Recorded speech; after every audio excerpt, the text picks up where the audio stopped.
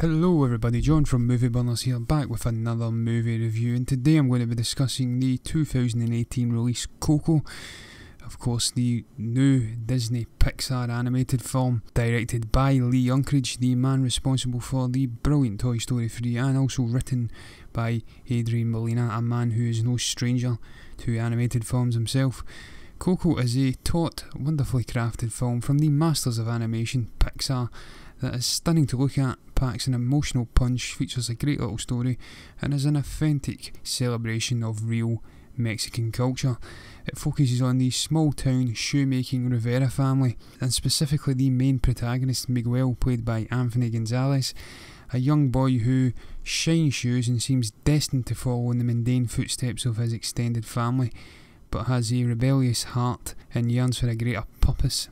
He's transfixed by and creatively gifted at playing the guitar, and whilst this is a fairly normal interest for any young person to have, it's a real sticking point in the Rivera family where music is both despised and outlawed, a fact that he can thank his borderline ancient dementia suffering great-grandmother Coco for.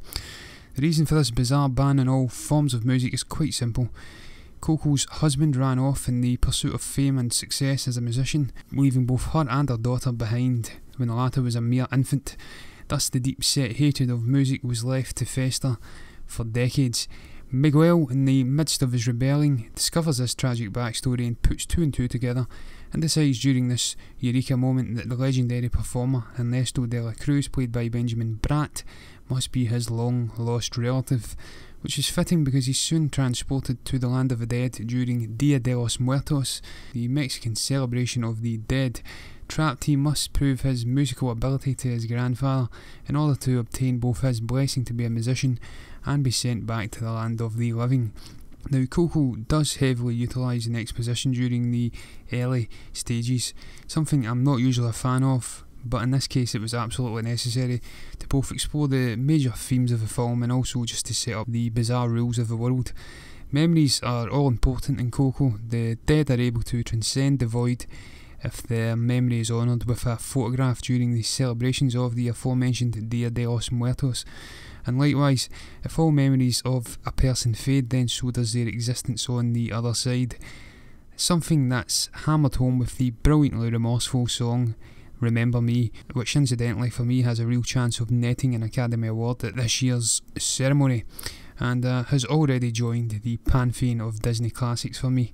This simple thematic message shines a powerfully poignant light on the importance of remembering those who have gone, something which just about anybody can relate to, and this is something Coco really excels at. Beneath the wacky, colourful surface is a thought-provoking undercurrent that will educate children and connect with adults alike. Knowledge of this system also allows the film to explore other key themes of family, ambition, and whether the two can be balanced to coexist harmoniously too. It does this specifically by throwing a shocking twist into the mix which teaches young Miguel a valuable lesson about life. Said twist also leaves him pondering whether his desire to be a musician is worth tearing his family apart like his great-grandfather did all those years before. The visuals in this film are absolutely stunning, as you would expect from a Pixar movie really, but the moment little Miguel enters the land of the dead is on another level, even for them. The colourful bridges and towering mass of swarming lit buildings is utterly jaw-dropping, and I can't mention the visuals and not name-drop Little Dante, the hairless Mexican dog. Music threads its way through Coco's story, and as such it would be remiss of me not to mention the soundtrack or score. It's original, infectious and earworm-inducing throughout. There's a couple of great numbers in there, but Remember Me is the standout. The acting is tremendous throughout, with some great performances from Anthony Gonzalez as Miguel, Gael García Bernal as Hector, his sidekick for the majority of the running time, Benjamin Bratt as Ernesto de la Cruz, the conniving, sleazy performer, and Renee Victor as Abuelita. More importantly though is the continued push for racial diversity from Disney.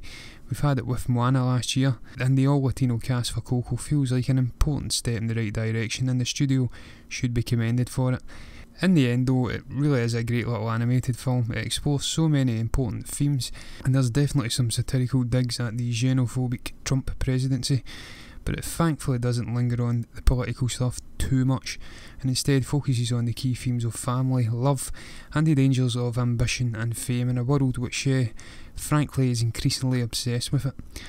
Pixar took a risk making an animated film about death, but it paid off and it was a necessary gamble after 2 lacklustre sequels.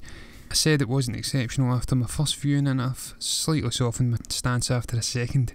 It's a highly enjoyable watch with a real tearjerker of a third act, and I'll be giving it a 4 out of 5. Remember guys, if you're enjoying the content we're putting out, then be sure to subscribe to us on YouTube and iTunes, and give us a little follow on Facebook at Movie Burner Entertainment and on Twitter at Movie Burners. You can also catch up with all the latest reviews we're putting out at the Movie Burner blog on movieburnerentertainment.org. Until the next time, goodbye.